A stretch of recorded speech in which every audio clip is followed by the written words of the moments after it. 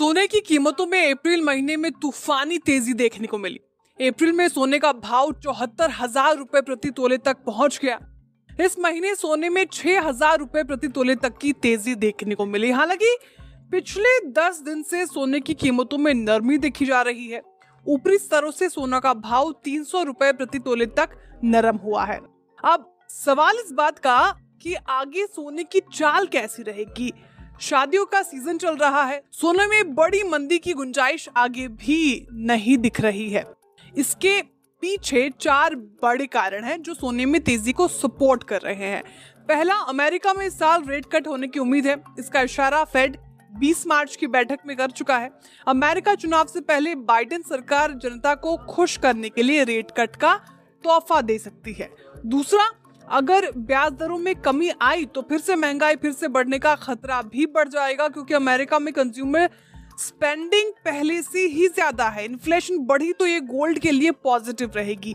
तीसरा, geopolitical tension जारी रहने की आशंका बनी हुई है। इजरायल और हमास में अभी तक सुलह की कोई उम्मीद नहीं दिख रही है।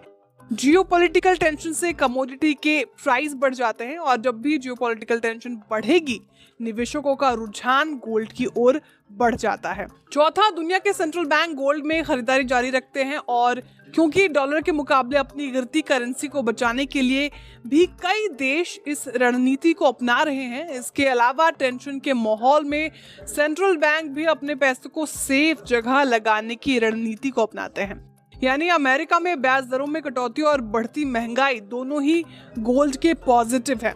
यानी छोटी अवधि में गोल्ड की कीमतों में बड़ी गिरावट की उम्मीद कम ही है।